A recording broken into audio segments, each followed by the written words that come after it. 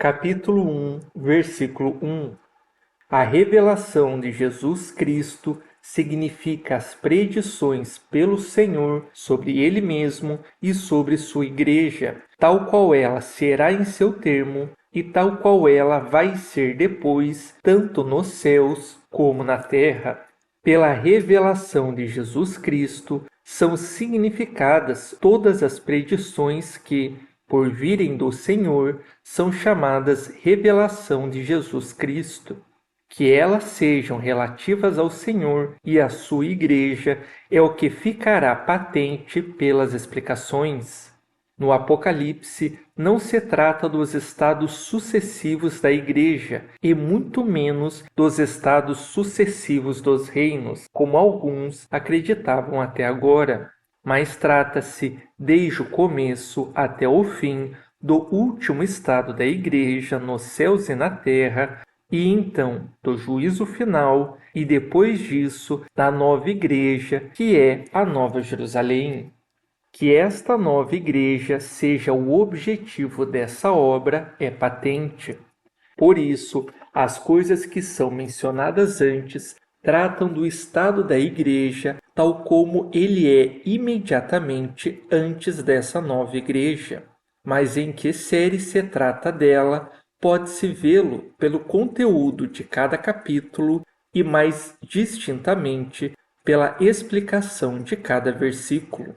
Que Deus deu a ele para indicar aos seus servos significa para os que estão na fé derivada da caridade ou na verdade da sabedoria derivada do bem do amor. Por indicar é significado manifestar, e pelos servos aqui são significados aqueles que estão na fé derivada da caridade. Tais coisas lhes são manifestadas porque eles compreendem e recebem. Pelos servos, no sentido espiritual, são entendidos os que estão nas verdades, e como as verdades procedem do bem, pelos servos são entendidos os que estão nas verdades derivadas do bem. Por conseguinte, os que estão na sabedoria derivada do amor, porque a sabedoria pertence à verdade e o amor pertence ao bem. Depois também os que estão na fé derivada da caridade, porque a fé também pertence à verdade e a caridade pertence ao bem. E como o sentido real espiritual é abstrato da pessoa, é por isso que, nesse sentido, pelos servos são significadas as verdades. Ora, como as verdades servem ao bem ensinando-o, portanto, em geral e propriamente pelo servo na palavra, se entende o que serve, a pessoa ou coisa que serve. Neste sentido, não somente os profetas eram chamados servos de Deus, mas também o Senhor quanto a seu humano. Que os profetas foram chamados servos de Deus, vê-se nessas passagens. Também vos enviou Jeová todos os seus servos, os profetas. Jeremias, capítulo 25, versículo 4. Revelou seus segredos a seus servos, os profetas. Amós, capítulo 3, versículo 7. Para andarmos em suas leis, que nos deu pelas mãos de seus servos, os profetas. Daniel, capítulo 9, versículo 10. E Moisés é chamado servo de Jeová, Malaquias, capítulo 4, versículo 4. A razão disso é que, no sentido espiritual, por profeta se entende a verdade da doutrina, o que se verá abaixo. E como o Senhor era a divina verdade mesma, que também é a palavra, e por isso foi chamado profeta mesmo. E como ele servia no mundo e serve eternamente ensinando a todos, eis porque ele mesmo é aqui e ali chamado servo de Jeová, como nas seguintes passagens. O trabalho de sua alma ele verá e ficará satisfeito. Com o seu conhecimento, o meu servo, o justo, justificará a muitos. Isaías, capítulo 53, versículo 11. Eis que o meu servo operará com prudência, será engrandecido e elevado e muito louvado. Isaías, capítulo 52, versículo 13. Eis aqui o meu servo, em quem me apoio, meu eleito, em quem se compraz minha alma. Pus o Espírito sobre ele. Isaías, capítulo 42, versículos 1 e 19. Essas passagens se referem ao Senhor. Igualmente, Davi é chamado servo quando por ele é compreendido o Senhor, como nestas passagens. Eu, Jeová, lhe serei por Deus, e o meu servo Davi será príncipe no meio deles. Ezequiel, capítulo 34, versículo 24. E meu servo Davi será rei sobre eles, como pastor único para todos eles. Ezequiel, capítulo 37, versículo 24. Protegerei esta cidade para conservá-la, por causa de mim e de Davi, meu servo. Isaías, capítulo 37, versículo 35. Igualmente no Salmo, capítulo 83, versículos 70, 71 e 72, e no Salmo, capítulo 89, versículos 3, 4 e 20, que por Davi, nessas passagens, se entende o Senhor, pode ser visto no opúsculo Doutrina da Nova Jerusalém sobre o Senhor, números 43 e 44. O Senhor mesmo fala de si de um modo semelhante. Quem dentre vós quiser ser grande, que seja vosso servo, e quem quiser ser o primeiro, deverá ser vosso servo. Como filho do homem, não veio para ser servido, mas para servir. Mateus capítulo 20, versículos 25 a 28, Marcos capítulo 10, versículos 42 a 44, Lucas capítulo 12, versículo 27, igualmente Lucas capítulo 22, versículo 37. O Senhor se expressa assim, porque pelo servo e pelo servidor se entende aquele que serve e administra ensinando, e fazendo-se abstração da pessoa, a divina verdade que era ele mesmo.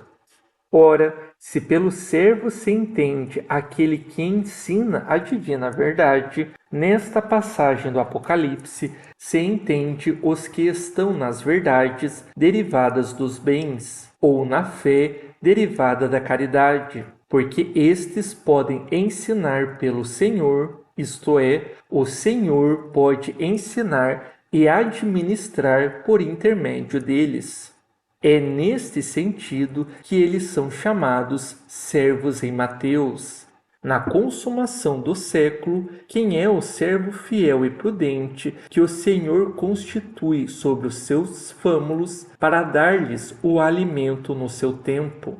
Bem-aventurado aquele servo que o Senhor achar servindo assim. Capítulo 24, versículos 45 e 46. E em Lucas, bem-aventurados aqueles servos que o Senhor, quando vier, encontrar vigilantes. Em verdade vos digo que se cingirá e os fará sentar à mesa, e aproximando-se os servirá. Capítulo 12, versículo 37. No céu são chamados servos do Senhor todos os que estão em seu reino celeste. A razão disso é que os que estão em seu reino espiritual estão na sabedoria derivada da divina verdade, e aqueles que estão em seu reino celeste estão no amor derivado do divino bem. Ora, o bem administra e a verdade serve. Mas, no sentido oposto, por servos se entendem os que servem o diabo.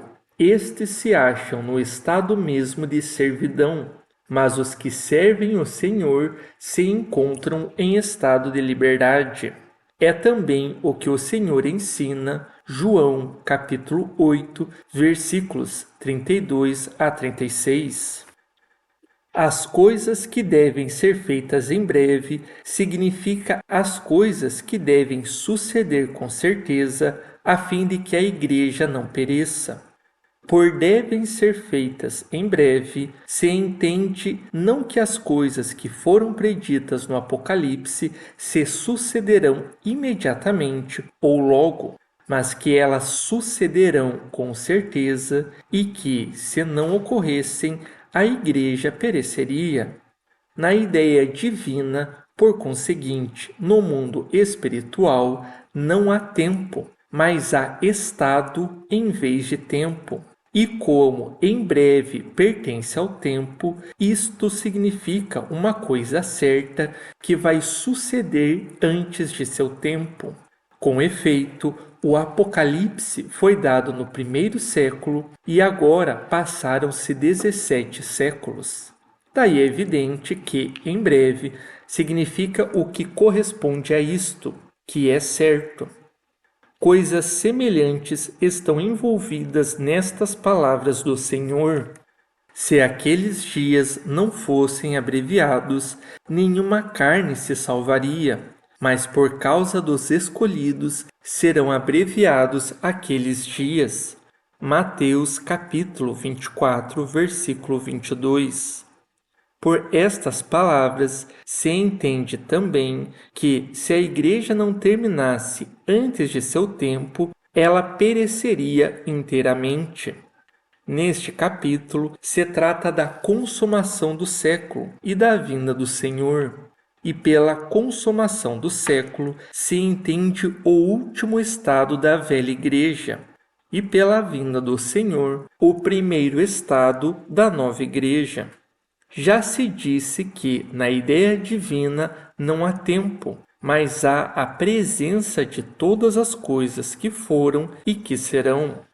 Por isso é dito em Davi: 1000 anos aos teus olhos são como o dia de ontem. Salmo capítulo 90, versículo 4. E no mesmo, anunciarei o decreto. Jeová me disse: Tu és meu filho, hoje te gerei. Salmo capítulo 2, versículo 7. Hoje é a presença da vinda do Senhor. Daí vem também que um período inteiro na palavra se chama dia. Seu primeiro estado, amanhecer e manhã, e seu último estado, tarde e noite. E a significou, enviando pelo seu anjo ao seu servo João, significa que foram reveladas pelo Senhor, por intermédio do céu, aos que estão no bem da vida, derivado da caridade e da fé da caridade.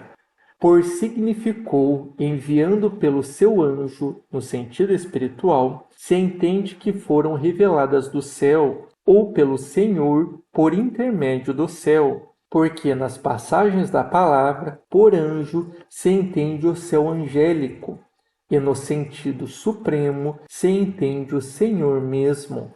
Isto porque nenhum anjo separado do céu fala com o homem, porque há no céu uma tal conjunção de cada um com todos, que cada um fala pela comunhão, embora o anjo não tenha conhecimento disso. Com efeito, o céu, na presença do Senhor, é como um só homem, cuja alma é o Senhor mesmo. Por isso o Senhor fala por meio do céu com o homem, como o homem, por sua alma, por intermédio do corpo, com um outro homem.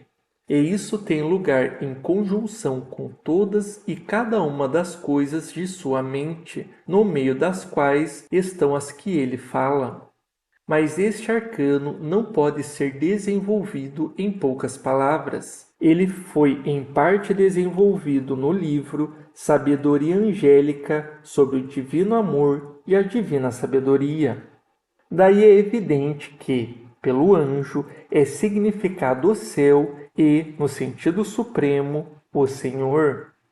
O Senhor é entendido pelo anjo no sentido supremo, porque o céu é céu não pelos próprios dos anjos, mas pelo divino do Senhor, pelo qual os anjos têm o amor e a sabedoria e até a vida. É por causa disso que, na palavra, o Senhor mesmo é chamado anjo. Por estas explicações, é evidente que o anjo não falou por si próprio com João, mas foi o Senhor que falou pelo anjo por meio do céu. Que por estas palavras se entende que essas coisas foram reveladas àqueles que estão no bem da vida pela caridade e a fé da caridade, é porque essas pessoas são entendidas por João.